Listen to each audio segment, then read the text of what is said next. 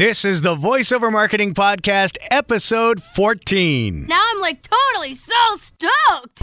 Hello and welcome to this episode of the VoiceOver Marketing Podcast. My name is John Melly, and this is the podcast dedicated to teaching in-depth and advanced marketing strategies for people in the voiceover and audio production professions.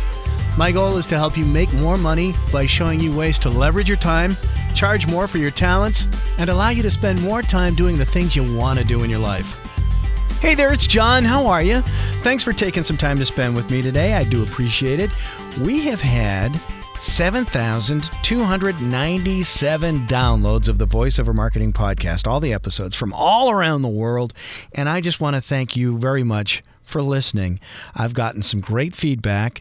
You're taking the show on your car trips. You're taking the show in your workouts, your day-to-day activities. Some people, I think, even cut the grass while they're listening. There's not a lot of grass cutting going on right now this time of year, unless you're down south somewhere warm. But most of us have been in the deep freeze, huh? This has been a crazy winter. I am ready for it to be over. But the VoiceOver Marketing Podcast is just about a year old, so it's been a lot of fun.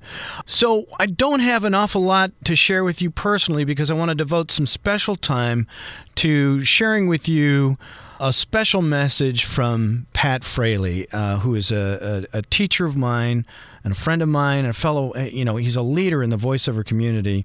And many of you may have received an email from Pat last week. Any of you know Pat. He's a very generous and giving person and a caring person, on top of being a phenomenal voiceover instructor and talent. But he has a student. Her name is Nicole Nielsen. And Nicole has a disease called Parry-Romberg syndrome. And she has been fighting this. It's a degenerative disease. She's lost much of her ability to speak. She's lost hearing in one ear, and the hearing in the other ear is starting to leave her. And Pat put out a request for donations last year, and through those donations, she's saved almost enough money from those donations to have surgery to reconstruct her eustachian tube, which will help give her hearing back. And Pat has put out a request to the voiceover community to see if we can't do another round of fundraising for her. I have asked if Pat wanted to make a special announcement and send it to the VoiceOver Marketing Podcast to see if we couldn't use the power of the podcast to help one of our own. And he asked me to, quote-unquote, beat the drum for him. He's traveling to give another voiceover course training, I think in New York at the time of this recording. But on the homepage for the VoiceOver Marketing Podcast, you will see a number of links that Pat has forwarded on to me that will give you the opportunity to make a donation. And some of the ways that you can do it is Pat's donating proceeds from some of his courses. So if you enroll in his new home study course, all the proceeds are going to go to Nicole and her upcoming surgery. There's a link for you to do that. If you purchase any of Pat's instructional sets, the fee will go to Nicole, and there's a link to do that. Or you can make a donation. There's a link to a page on his website where you can make a donation via PayPal, or you can email him, or you can actually mail him a check. And the email addresses, the web links, and Pat's physical mailing address, if you want to help out in any way, are all on the show notes for this episode 14 of the VoiceOver Marketing Podcast. And if you want to go check that out, please visit voiceovermarketingpodcast.com. And, I want to just use the power of the podcast to help one of our own. She's losing her speech. She's losing her hearing. That's what we need. That's what we use as voice talent. And everybody has been so supportive, but I just wanted to reach out to you in hopes of reaching some other folks who may not have gotten Pat's message to see if we can't help out Nicole. There's a brief story there on the webpage as well, links to all the information you need to know about Parry-Romberg syndrome and all of that. So that's all I'll say about that. If you can help out in any way, we would love for you to be able to do that. Okay. So shifting gears, want to tell you about our guest for this episode, and I want to quickly give a shout out to all the folks who have joined the VoiceOver Marketing Podcast group on Facebook over the last month. And we have Russell Rhodes, Kat Smith, Ken Lee, James Hofsis, Susan K. Burke, Linda Hanna, Ray Tripp, Guy Novotny, Bruce Trammell Sr., Denise Nelson, Scholar Brad, Lisa Lee, Tomas Juhos, David Lasauskas. David sent me a direct message on Facebook. He's been driving down the Pacific Coast listening to all the episodes of the Voiceover Marketing Podcast. David, thank you very much. And thank you again for your nice note. It does mean an awful lot. Bo Stevenson, Rebecca Giger, Jason Whittington, Brandon Christian, and Jeannie Stithma-Winnie. Jeannie, I hope I got your name correct. Thanks for joining the Voiceover Marketing Podcast Facebook group. If you know of other voiceover talent who would be interested in joining and learning more about the Voiceover Marketing Podcast, tell them about the Voiceover Marketing Podcast group on Facebook. Also, if you want to reach out, if you have comments, questions, concerns, what have you, I'd love for you to reach out to me directly on the podcast page. You can make comments. Also, we have a feature called SpeakPipe. And you can go to the voiceovermarketingpodcast.com, voiceovermarketingpodcast.com, and on the right-hand side, there's an orange button. It says, leave us a message. You click on that, and up comes this little dialog box.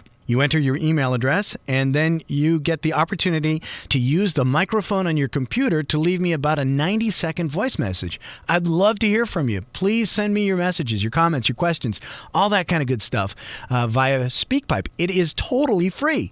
Please do that. I'd love to hear from you.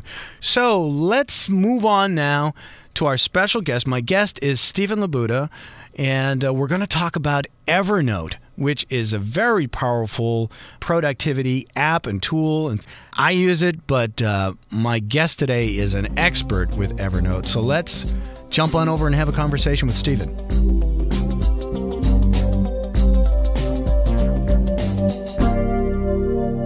Welcome back. My guest today is Stephen Labuda, and just to let you know how I know Stephen and I are in a mastermind group together, and you've heard me talk about mastermind groups, but he's also my webmaster and web host and creator of johnmelly.com, and your company is Agency 3.0, correct? Yep, Agency 3. Agency 3.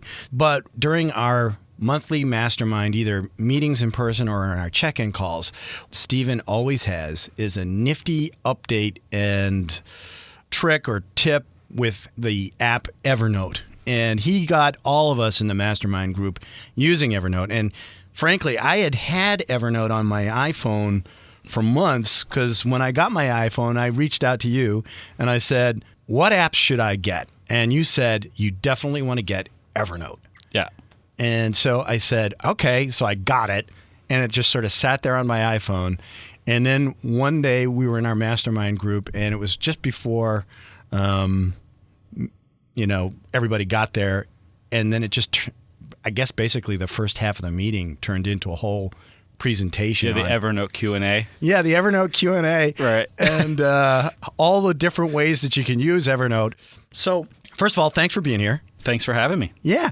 And, our listeners are always looking for ways to improve their work and maximize their time. And you use Evernote unlike anybody else I know. So what is it about Evernote that you love? So Evernote is a great note-taking app in and of itself. You can type in manual notes if you need to. But what I really like is that it works across all of the various devices I use.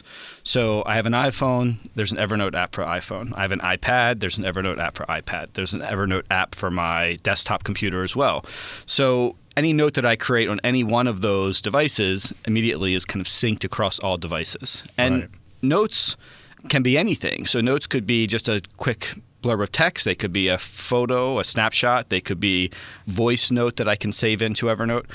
They could be a web page. They could be an email that I forward into the application. They could be screenshots from my desktop. Anything that I would typically accumulate sitting on my desk in paper form, I can take a snapshot of with my phone, and now all of a sudden it's a note that I can access from anywhere using Evernote. So I use it. The number one thing for me is that it's available across all of my devices. It makes all the information immediately accessible. Yeah, I like that too, because similarly, I have the work computer, I have my iPhone, and then I have my home studio computer. And for years, and I still do this, I would lug an external hard drive around in my briefcase and back and forth between studios. And I don't upload a lot of audio to Evernote. It's a file, so you could do that. Anything. But what I do like is the same thing, is that if I upload a Word document, I can access it from any of those devices. Well, not only can you access it, but it's also become searchable across all those devices. So if you're in the middle of a home improvement project and you have receipts from Home Depot and you need to find the receipt that is for an air conditioning unit, for example, I just went through this process, you can just go into Evernote and type in air conditioning, and it will find every reference to that in anything that you've scanned into the application. So if you've scanned a receipt from Home Depot and you search for air conditioning, it'll find that air conditioning receipt, and you don't have to do anything extra to make that happen. So it can scan the actual words on the receipt and then recognize all of the characters and make them searchable. So all of your notes, Word documents, PDF files, and things you scan in become searchable immediately too, which makes it very flexible. So when the barcode on the air conditioning box at Home Depot, it comes up on the register as air conditioner and then the model number. Right. And then the receipt gets printed out from the cash register.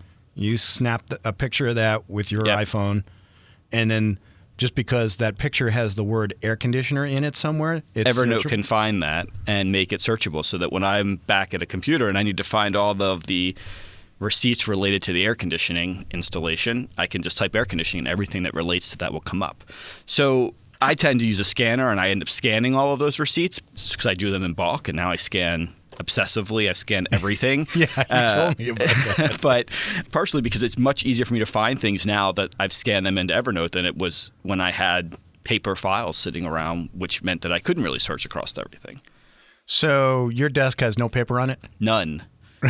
In fact, my desk has I have a little box that sits on my desk, which is the to be shredded box, and every piece of paper essentially just gets loaded in my scanner, scanned into Evernote, dropped into this shredding box, and then every couple of days I go through and I shred piles of paper. But I have no paper files at all. That's incredible. None. None? No archived? No archived, none. Everything now can be scanned, and the IRS will accept scanned copies of receipts, so you can scan copies of receipts for your tax returns. All of the monthly receipts that I accumulate for my business can be scanned into Evernote and saved. And Evernote has an organizational system which allows you to organize things into notebooks, is what they call them. Mm-hmm. And then within those notebooks, you can also tag notes. So there's kind of two levels of categorization for notes. So I create a note, and if let's say it's accounting related, I save it into a notebook called accounting, which has all of the notes that are related to accounting. But then I may also tag that note with a client's name or with a specific event that I've attended. That way, if I ever need to see everything related to that client, I can easily pull that up, and there may be some accounting related notes and some project related notes. But this kind of two-tiered organization system makes it really easy to find things. So every piece of paper that comes across my desk gets scanned and stored into Evernote. Let me just step back. I got a bunch of questions I want to ask you. Thinking from the mindset of a voiceover talent who has clients, you do web design. So we're kind of we're client services is basically what. Project-based client work, Yeah, okay. This is really a good match here. So when you have a client, well, I'm a client of yours. You host my website. So describe what you have in Evernote for me. I have a notebook, first of all, called Client Files. Mm-hmm. So all of the notes that I create that relate to a client all end up in that quote-unquote notebook or that collection of notes. So what I could do is if I have a client for voiceover services, I could create a client file in Evernote, and then each of the clients that I have would fall under that, and I'd create another notebook? Every note that you have that's related to a client project would end up into that client files notebook. But then within that notebook, you could also tag those notes. And a tag is kind of a second level way of categorizing the notes. So for you, John, I have a tag called John Melly. So within my client file, I also have a John Melly tag, and therefore everything that relates to John Melly gets tagged John Melly as it goes into Evernote, whether it's in the client file or whether it's in social or whatever it may relate to. So do you have like a separate file folder that says John Melly, or do you just tag everything John Melly so that it's everything's searchable? Tagged. So tags, there's essentially an infinite number of tags. You can create as many as you want. But notebooks, at least for me, I try to keep the number manageable because that's kind of my top level navigation or organization. And then within that, I have all these sub-items, which are the tagged items. So for you... I just want to interrupt you real quick, sure. just because we have listeners with all levels of experience. Yep. Could you define what a tag is? Yeah, a tag is just a category. It's a way of classifying information. Or like a label. Exactly, like a label. So it's like putting a label on a folder, and then all of the things that you would typically save into a file folder, you're basically a tag is another way of kind of labeling that folder. Okay. So it's a way of classifying or categorizing information. Okay. So anyway, back to your point. Yeah, so for John, I would have my John Melly tag. And then if, let's say you and I met because you have a project coming up that you want to talk about, I take notes during that meeting. Mm-hmm. First thing I would do when I got back to my desk is I would tear off that piece of paper and scan it and put it into the John Melly folder as meeting notes from a specific date with John. And now all those meeting notes become accessible via Evernote across all my devices. And I don't have to keep the piece of paper anymore. And I don't have to rewrite it or retype it. I just scan it, and Evernote takes care of organizing it for me. If you're doing that by hand, do you print when you write, or do you use script? I know script is a dying art form, but... Yeah, no, I actually just...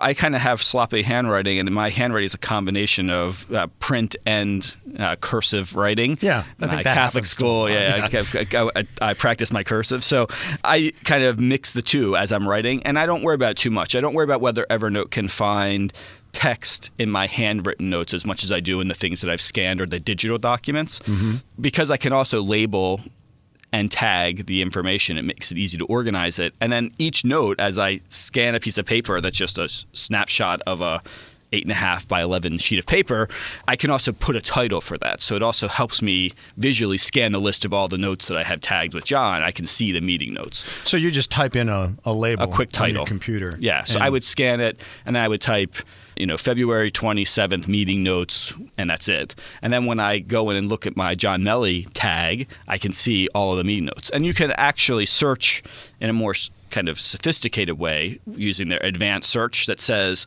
show me all notes tagged John Melly that have the word meeting notes in the title, and then I would only see meeting notes with you. Oh, wow. And then that makes it easier for you to find. Exactly. You're not looking at graphic pictures that you may have sent me for logos or whatever. And I would imagine for a voiceover person, one of the things you may have is a script. Yeah. So you may have a meeting note or an overview of the project that you're working on, but then you have the actual script, which is the files kind of related to that project. So it's another way that I could save that file into my folder or my tagged collection of information about you. So I would save graphics, for example. So if you send me a logo file or you send me content that needs to go onto a certain page, I would save all those things into notes, again, organized and tagged in folders so that I can find them easily later.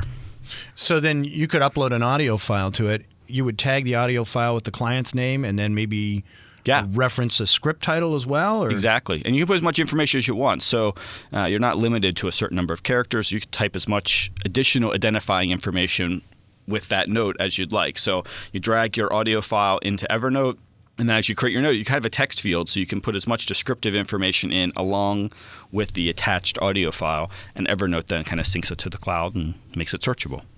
Does Evernote date it on its own? Evernote automatically dates when a note was initially created. It also keeps track of when the last time a note was updated is.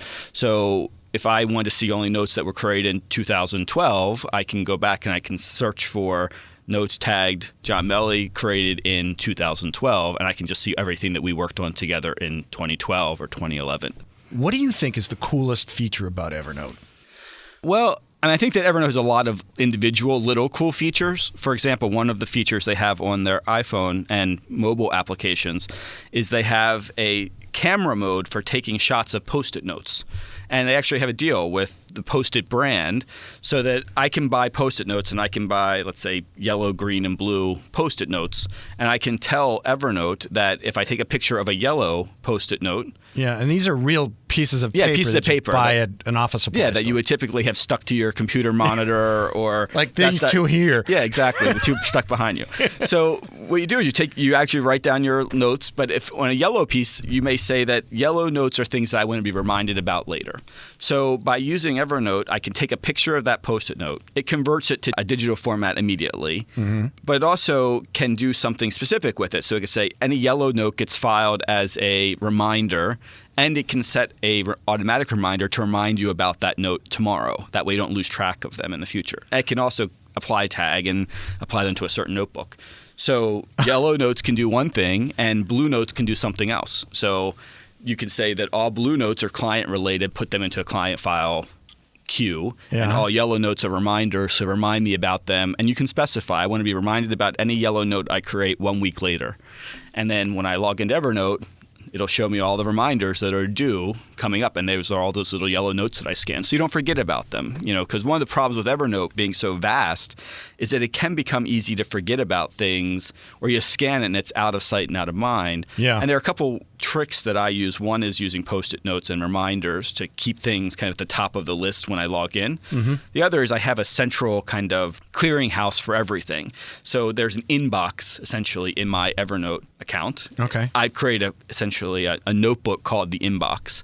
So any note that I scan, any note that I create, it automatically gets assigned to the inbox immediately.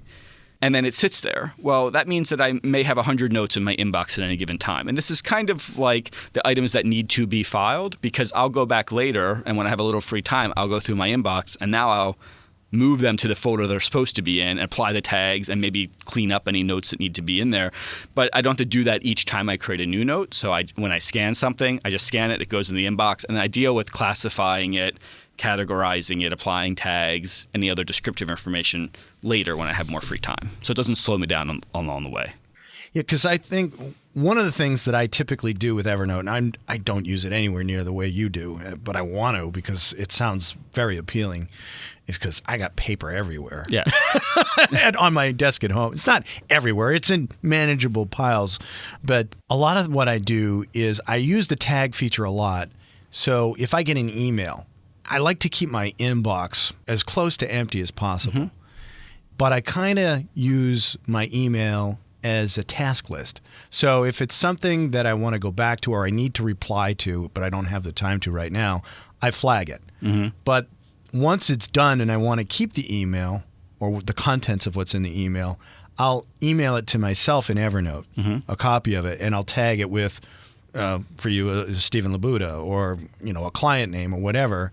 And so then I know it's searchable. And I've used that for finding things that I want to find, or scripts that I need to pull up for a phone meeting with a client or something like that, because I don't want to keep it in my inbox, because the inbox got a certain amount of memory, and then you get that whole thing filling up. And if you send audio files through email or whatever, that munches up the disk space pretty quickly.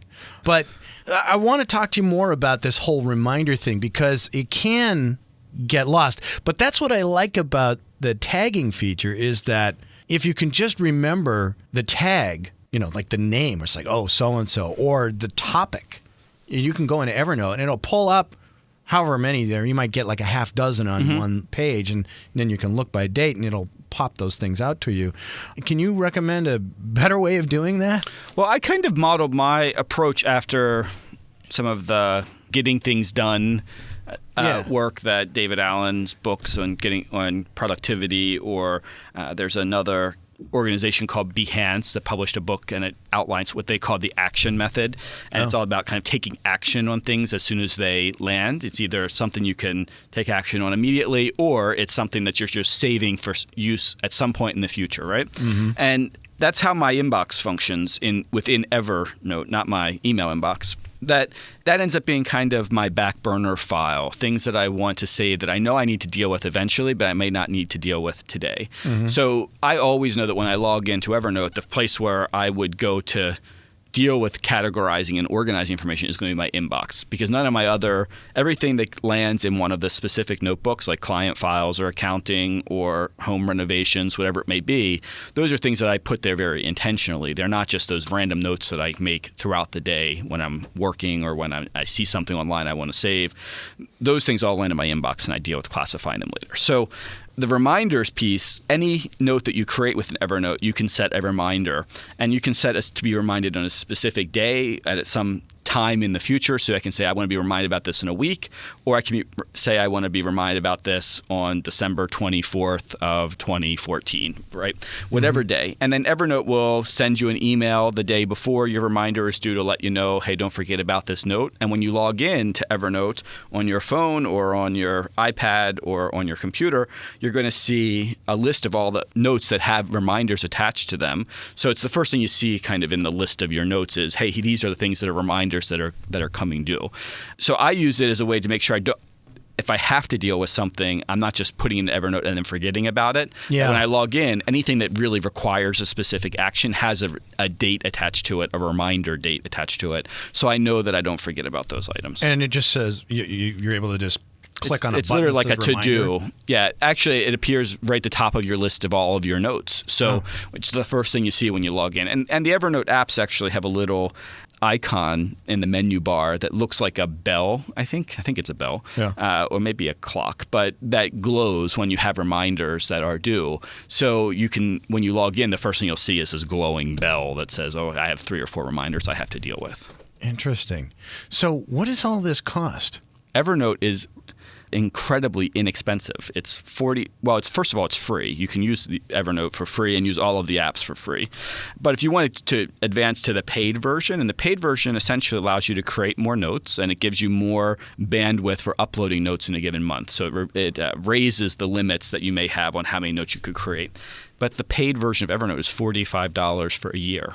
Wow. And that includes all the storage space, access to all of the apps, and any add-on applications you use. So it's for $45, it's kind of the best filing deal going. And with audio files munching up a lot of space, it probably makes sense to do that. Yeah, and you mentioned earlier about, audio files are large. So when you save something to Evernote, one of the things that it can do for you is make it easy to share files. So if I create a note in Evernote, there's actually a little arrow that appears at the top of that note that allows, and if I click on that, it gives me the option to copy a link to that note, and then I can easily email that link. So if you have a large file that you want to share with someone or with a group of people, you can create a note in Evernote, put the attachments, the audio file as an attachment, and then share that link to that Evernote note. And now all those people can get to that note without having to email file around. So they're all downloading from one central place. So there's some collaboration tools built into Evernote that are really handy as well.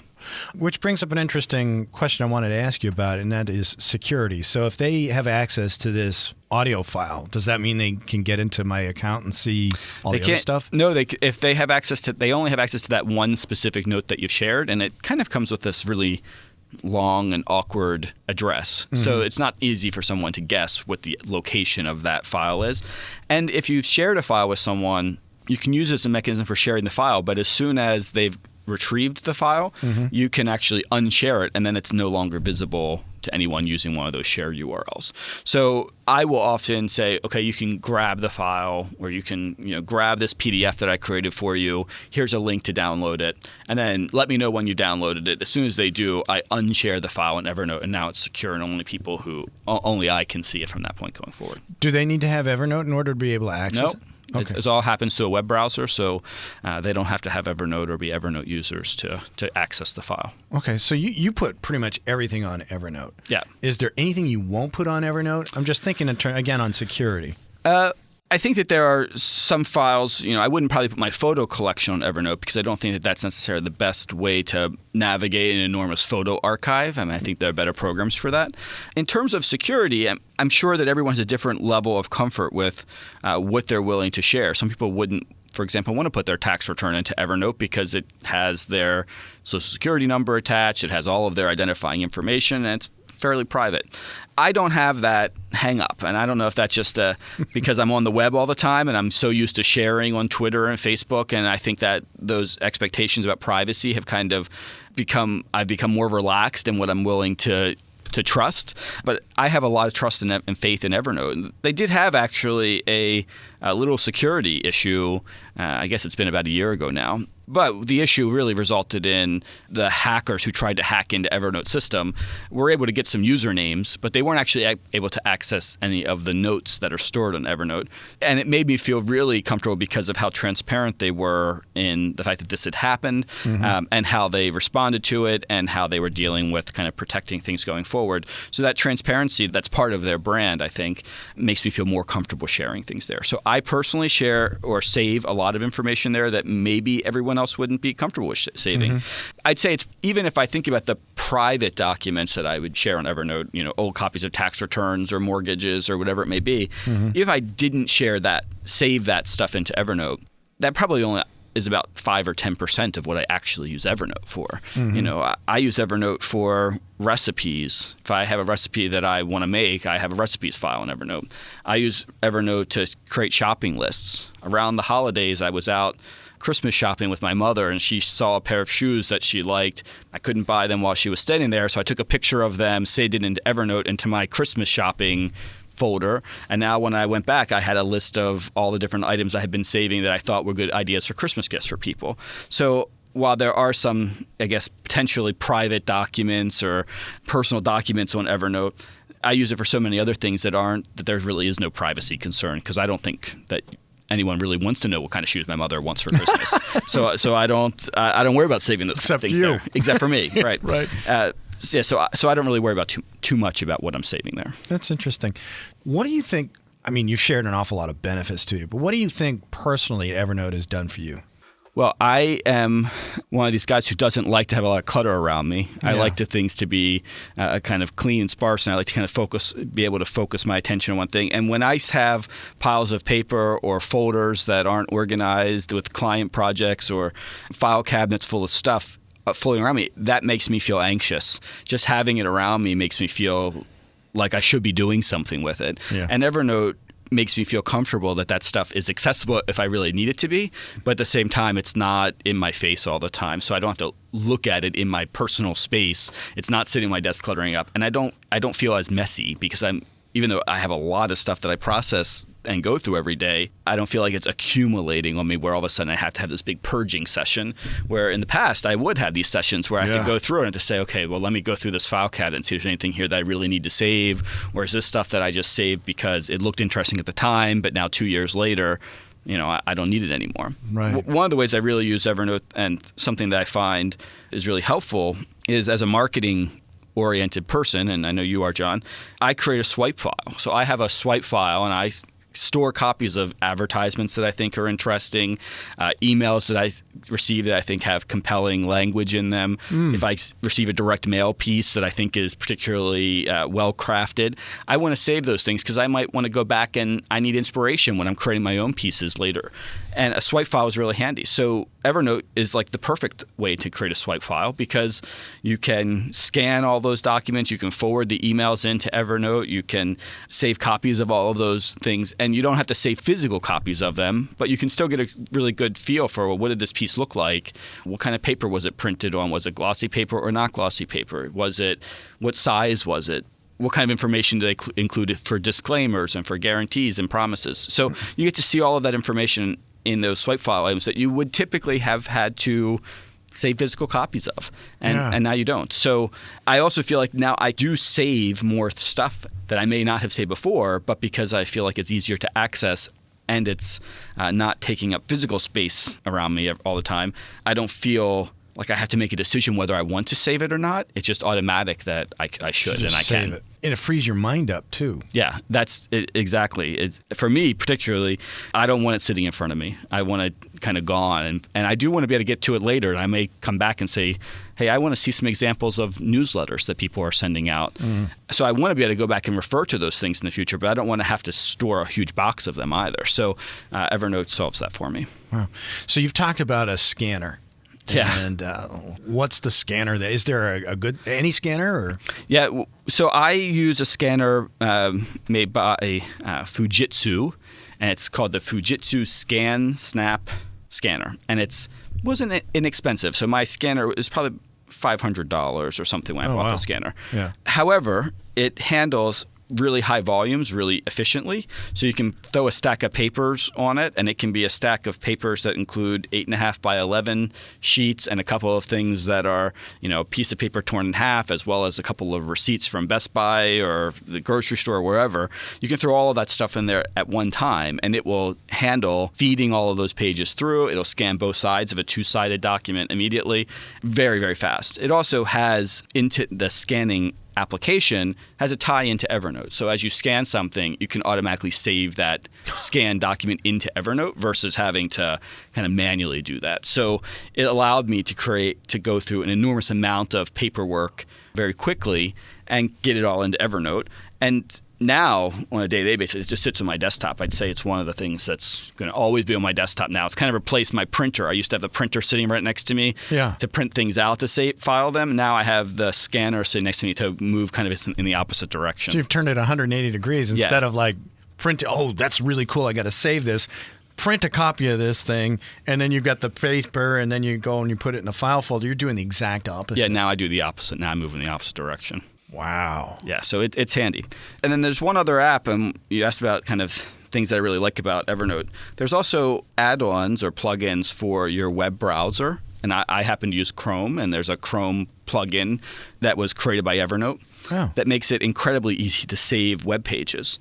So if I'm reading an article, and this is another way that I happen to use Evernote, if I'm reading an article and it's a long article and I definitely want to read it, but I don't want to read it right this second, I can click on the little button for Evernote in my browser, and it will save a copy of that article into my Evernote account. And it will either save it in exactly the way that it appears in my monitor, or you can save what they call their simplified version, which is stripping out everything that's unrelated to the article. So all of the ads that appear on the page, all of the formatting that would maybe make the text too small or too big or not as legible. It strips all of that stuff out. So what you get is a very clean, simple version of the article that you can read later. And it will also do things like save screenshots of the page you're looking at. So I happen to be in the market for a lounge chair, and I was looking at some chairs that I was kind of comparing, and Evernote has this ability to take a screenshot. So if I was looking at a website and it had a picture of a chair that I liked, I could hit the Evernote button and save a screenshot of that into Evernote kind of immediately. And it let me kind of create a little file of all the different chairs I had seen that I liked and where they were and how much they were. And it made kind of shopping for that much faster. So the Evernote add-ons for your web browser make saving pages much faster because you don't have to do that old manual kind of copy and paste. You don't have to copy something into a Word document and save it to your desktop. You just hit the button and save it. Or create the bookmark and have a whole list of bookmarks. Yeah, and I hated having a million bookmarks that I was never going to read. So now I don't have any bookmarks, actually. I don't really save bookmarks in that way. I do have a reading folder in my Evernote account or a reading notebook. So everything that I want to read later, I save into that reading notebook. Yeah. And I think I called it Read It or Read Later or something like that. So if I'm sitting waiting for a meeting to begin and I have 15 minutes to spare, I can actually pull up Evernote on my phone, and I have a list of all those articles that I've been saving that I want to read later, and I can easily kind of just jump in, read one in a very kind of stripped down, simplified format quickly, and that stuff's always accessible to me. Yeah, it's handy. Yeah. So how would you describe Evernote if you were to give it one word for yourself? Is it? Oh, wow. I'm thinking electronic brain or just like electronic memory or... Yeah, I would say hopefully not brain because, but wow, that's a tough one. It's okay if you don't have one. It's my catch-all. Okay. I like that. Yeah, it catches everything.